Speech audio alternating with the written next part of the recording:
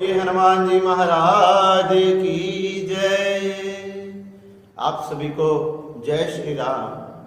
शनिदेव अमावस्या की आप सभी को हार्दिक शुभकामनाएं। भाद्रपद मास में कृष्ण पक्ष में पड़ने वाली अमावस्या जो कि शनिवार को है और शनिवार को पड़ने वाली अमावस्या को शनिचरी अमावस्या के नाम से जाना जाता है। शनिचरी अमावस्या में भगवान श्री शनिदेव की पूजा करने से भगवान श्री शनिदेव बड़े प्रसन्न होते हैं। कश्यप ऋषि ने अपने स्त्रोतों में बताया कि भगवान श्री शनिदेव सूर्य के पुत्र हैं। भगवान श्री सूर्य जिनकी पत्नी संध्या थी जो कि उनके तेज को सहन नहीं कर पाती थी, तेज सहन ना करने के कारण उनको ये होने लगा, उनके मन में विचार आया कि मैंने तपस्या करनी चाहिए, मैंने तपस्या करके अपने शरीर को दिव्य बनाना चाहिए तथा शक्तियां प्राप्त करनी चाहिए। इसलिए वह तपस्या करने के लिए जाने लगी। लेकिन उसके मन में विचार आया कहीं सूर्य भगवान को पता लग गया और इन महलों में मेरी अनुपस्थिति देखकर, मुझे ना देखकर वह कभी चिंतित ना हो जाए। इसलिए उन्होंने अपनी देह में से अपनी छाया को प्रकट कर दिया तथा वो छाया जो कि संध्या की तरह बिल्कुल एकदम हम शक्ल थी, एकदम वैसा ही रूप था। अब छाया भगवान सूर्य की सेवा करने लगी और संध्या तपस्या करने लगी। एक दिन जब भगवान सूर्य छाया के निकट आने लगे तो छाया भी भगवान सूर्य का तेज सहन नहीं कर पाई तथा अपने नेत्रों को बंद कर लिया।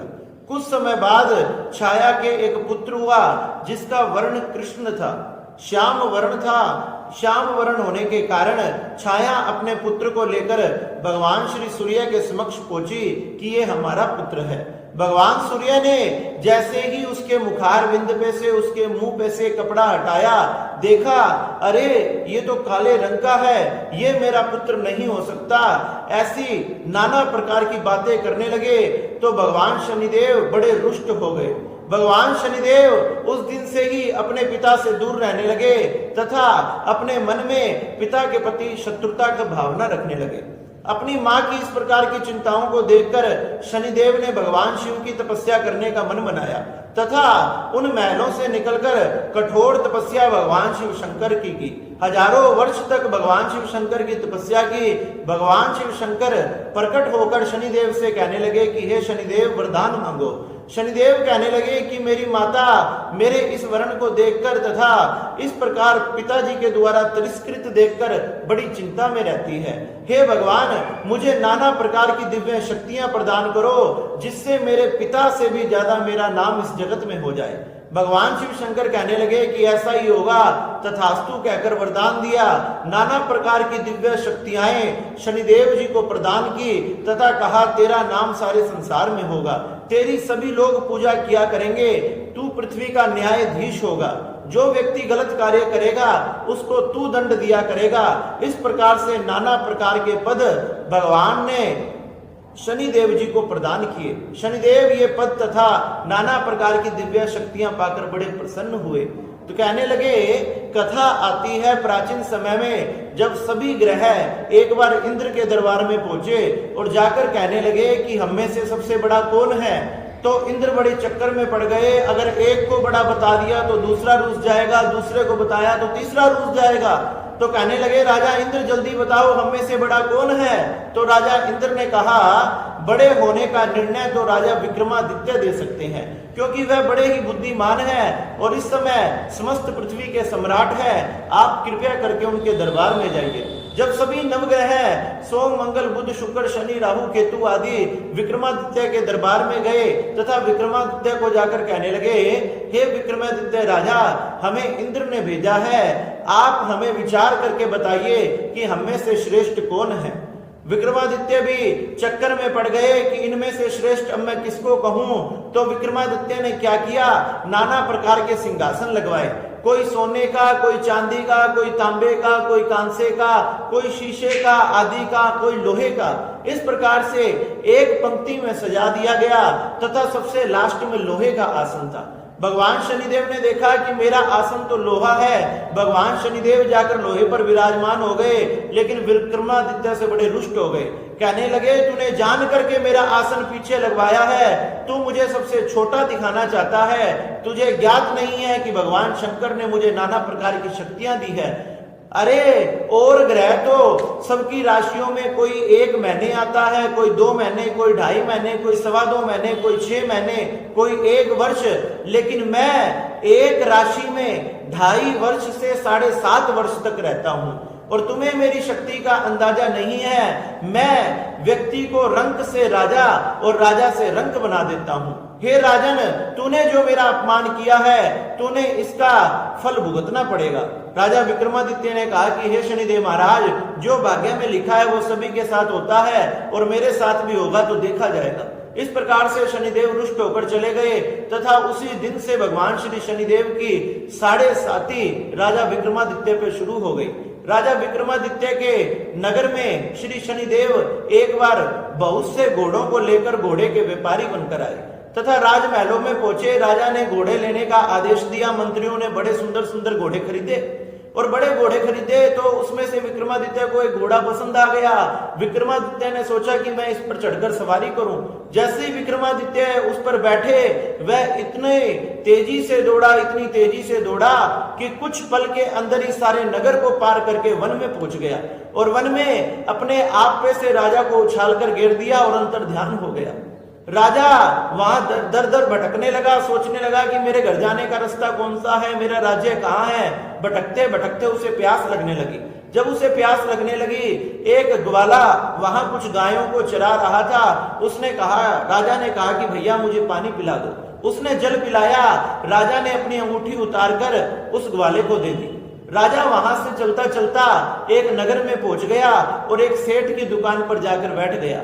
जैसे ही सेठ की दुकान पर जाकर बैठा, उस समय सेठ की बिक्री बढ़ गई। सेठ की बिक्री बढ़ गई तो सेठ ने सोचा कि ये तो बड़ा भाग्यशाली है, इसे मैंने अपने घर लेकर चलना चाहिए। वह राजा को अपने घर लेकर चला गया तथा कहा कि आप यहाँ कक्ष में बैठ जाओ, मैं आपके लिए सुंदर भोजन लाता हूँ। जब राजा उस कक्ष में बैठा तो राजा ने देखा दीवार पर एक खूंटी लगी थी। उस खूंटी पर एक सोने का हार था। राजा के देखते ही देखते वो खूंटी सोने के हार को निकल गई और निकल गई, गायब हो गया, अंतर ध्यान हो गया। और जैसे ही सेठ भोजन की थाली लेकर आया, खूंटी पर नजर गई। कहने लगे, अरे मैंने तुझे भाग्यवान समझा, अच्छा समझा, लेकिन तूने मेरा हार चुरा लिया। राजा ने कहा कि मैंने आपका हार नहीं चुराया, क्या झूठ बोलता है? अभी मैं राजा को तथा सिपाहियों को खबर करता हूँ। सेठ ने उस नगर के राजा को खबर की। राजा ने सिपाहियों को भेजा। सिपाही विक्रमादित्य को पकड़ कर ले आए। राज दरबार में लाया गया। कहने लगे, चोर ये दोबारा चोरी करेगा, ये दोबारा चोरी ना कर सके, ऐसा कोई उपाय करो। उन्होंने राजा के दोनों हाथ तथा पैर काट दिए।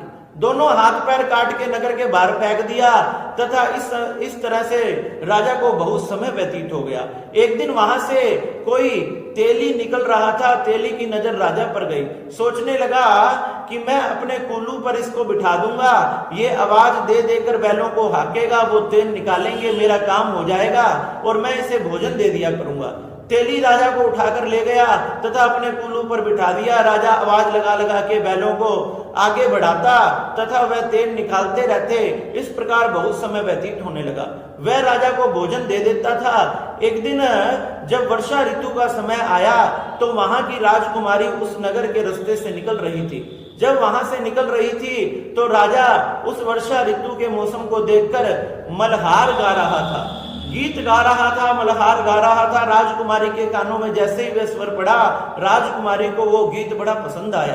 अब तो राजकुमारी ने हट कर ली, विवाह करूंगी तो इसी से करूंगी, जाकर अपने महलों में रूठ के बैठ गई। राजा ने पता करवाया तो पता लगा ना तो उसके हाथ है ना उसके पैर है। फिर भी राजकुमारी ने कहा मैं उसी से विवाह करूंगी। राजकुमारी की हट के सामने राजा ने झुकना पड़ा। राजा ने धूमधाम से उसके साथ विवाह कर दिया। जब विवाह कर दिया, वो भी महलों में राजकुमारी के साथ रहने लगा। तो एक दिन क्या हुआ, सपन में भगवान श्री शनिदेव जी विक्रमादित्य के आए। कहने लगे, विक्रमादित्य मेरी 7.5 तुम पर चल रही थी, इसलिए इतने प्रकार के तुम पर कष्ट आए क्योंकि तुमने मेरा अपमान किया था। विक्रमादित्य ने शनिदेव जी से क्षमा मांगी। कहने लगे, प्रभु मुझे आपके प्रताप का नहीं पता था, मुझे आपके तेज का नहीं पता था, आप मुझे क्षमा करो और जैसा दंड मुझे दिया वैसा दंड आज के बाद आप किसी को भी मत देना। इस प्रकार से श्री शनिदेव जी उस पर प्रसन्न हो गए तथा जैसे ही वह सुबह उठा उसके दोनों हाथ तथा पैर वापिस आ गए। जैसे ही राजकुमारी ने देखा कि मेरे पति के हाथ पैर वापस आ गए, तो उसने बताया कि ये श्री शनिदेव जी की दशा का प्रभाव था, मैं राजा विक्रमादित्य हूं। जब राजकुमारी को पता लगा अरे ये राजा विक्रमादित्य हैं, उज्जैन के राजा हैं, तो चारों तरफ ढिंढोरा पिट गया, बड़े धूमधाम से स्वागत होने लगा। अब तो जिस सेठ ने पहले राजा को बुलाया था, हार चोरी हुआ था, फिर वो आ गया, चरणों में नमस्कार करने लगा, कहने लगा राजन मुझे माफ करो, अब आकर मेरे घर पर भोजन करो। नाना प्रकार से प्रार्थना की, राजा उसके घर पर भोजन करने गया। जैसे ही भोजन करने गया, जैसे ही भोजन करने बैठा, जिस खूंटी ने हार को निकला था, आज शनिदेव जी की कृपा से उस खूंटी से वापस हार निकल आया। सेठ ये देखकर बड़ा प्रसन्न हुआ और कहने लगे आप बड़े ही दिव्य हो, बड़े ही धर्मात्मा हो, तथा अपनी पुत्री का विवाह भी विक्रमादित्य के साथ कर दिया। विक्रमादित्य अपनी दोनों पत्नी को लेकर अपने राजनगर में वापस लौटा और चारों तरफ से धूमधाम से राजा का स्वागत किया गया। चारों तरफ दीप जलाए गए और विक्रमादित्य ने घोषणा करा दी कि श्री शनिदेव जी की पूजा करने से, उनका व्रत करने से, उनका पाठ करने से नाना प्रकार के कष्ट संकट आदि टल जाते हैं। इसलिए हमने भगवान श्री शनिदेव जी की पूजा करनी चाहिए। जिस भी व्यक्ति पर भगवान का ढैया, साढ़े साती आदि चल रही हो, उसने भगवान श्री शनिदेव जी का जाकर तेल से अभिषेक करना चाहिए। उन पर काले तिलों को, काले उड़दों को समर्पित करना चाहिए। पीपल पर तेल की बत्ती जलानी चाहिए तथा पीपल पे तेल की बत्ती जलाकर भगवान का शनिदेव जी का अभिषेक कर कर उनके चरणों में यही प्रार्थना करनी चाहिए कि हे शनिदेव हमारे नाना प्रकार के संकटों का, कष्टों का आप हरण करो तथा सदैव सदैव के लिए हमारी रक्षा करो। ये शनिचरी अमावस्या पर भगवान श्री शनिदेव का अभिषेक करने से, भगवान की पूजा करने से आपके परिवार पर कभी भी कोई कष्ट तथा संकट नहीं आता तथा शनिदेव उसकी सदैव रक्षा करते हैं। इस प्रकार से श्री शनिचरी अमावस्या पर भगवान श्री शनिदेव का पूजन करें, अपने पितरों का पूजन करें, उनका पिंडदान करें तथा तर्पण आदि करें। अमावस्या पर पूजा करने से हमारे पितृ बड़े प्रसन्न होते हैं। इस प्रकार से भगवान श्री शनिदेव का इस पृथ्वी पर बड़ा ही प्रताप है, बड़ा ही तेज है, क्योंकि वो न्याय के देवता हैं। इसलिए आपके साथ कोई भी गलत करना चाहेगा तो शनिदेव आपकी हमेशा रक्षा करेंगे। इस प्रकार से हमने धूमधाम से श्री शनिचरी अमावस्या का त्योहार बनाना चाहिए तथा भगवान श्री शनिदेव जी को जाकर नमन तथा उनको पूजा आदि करनी चाहिए। इस प्रकार से श्री शनिदेव जी की महिमा अनंत है। बोलिए श्री शनिदेव महाराज की जय, बोलिए श्री हनुमान जी महाराज की